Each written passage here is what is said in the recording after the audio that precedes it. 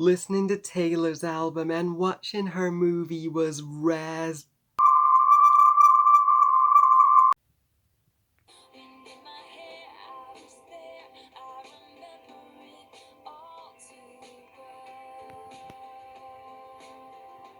All Too Well, written and directed by Taylor Swift, Queen of Singers herself, and is her 2021 short film, which she shared on her YouTube channel with her 44 million subscribers, I being one of them, and a proud one of that. So All Too Well tells the story based on the song in Taylor Swift's recent Red album, where the female protagonist, her, and the male protagonist, him, played by Sadie Sink from Stranger Things, and Dylan O'Brien fall in love, but things don't work out between them, and Taylor Swift plays the older version of her at the very end. And the entire movie is one beautifully told, a 14-minute song about Taylor singing how she remembers when she fell in love all too well. I don't know how anybody could not like Taylor Swift.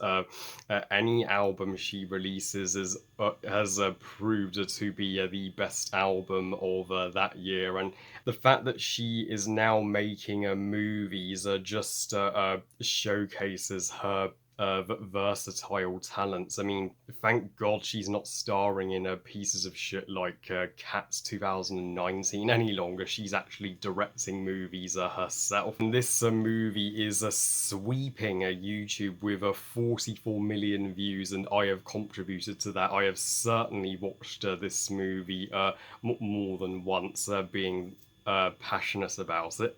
I know all too well that Taylor is the greatest singer on the planet, and I know all too well that All Too Well is a astonishing piece of art and one of the greatest movies of 2021, bar none. And I'm overjoyed that not only Brie Larson is getting to direct her own movies, but Taylor is too.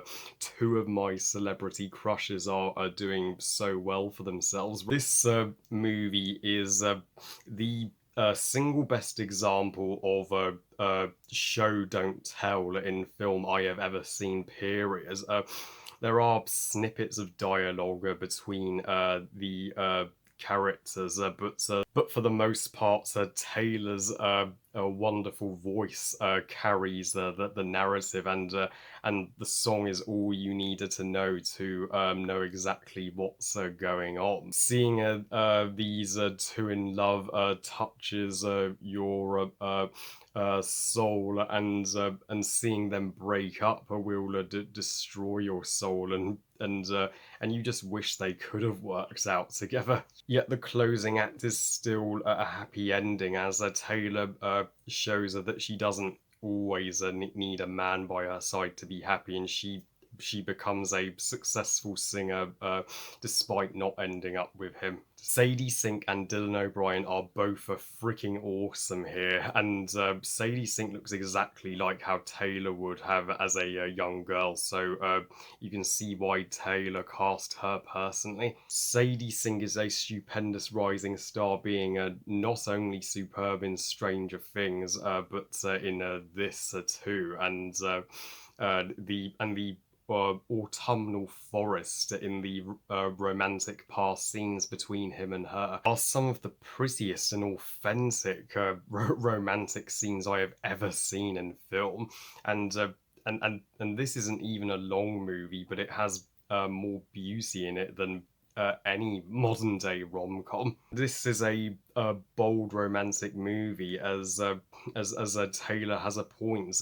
Relationships don't always last forever. They're not always permanent. To quote Phil Collins, "Love don't come easy. It's a game of give and take." And this movie handles the theme of breakup so flawlessly, as both her and him are comforted but by their friends, and her friends even prepare a special celebration on her birthday. And Taylor is saying, if you are ever going through heartbreak and a breakup, as shit as it might be, you always have your besties who you can call for comfort. So sorry for such a short review, but it's such a short movie. but such a amazing masterpiece of that. And if you have not subscribed to Taylor's channel and seen All Too Well as a movie fan, I encourage you to do so. Even if Taylor Swift is not your cup of tea or your taste, you are still going to be floored by All Too Well, and it would be now my second favourite movie of 2021, second only to, of course, No Time to Die. And as for my thoughts on Taylor's new album, Red, I just love how she uses the word red to describe Raz. That's what this album is, totally Raz. Queen of Singers has given us my new favourite album of 2021, and I have listened to it on loop ever since its release. I give All Too Well 5 stars out of 5. Best movie ever. Thank you for this, Taylor.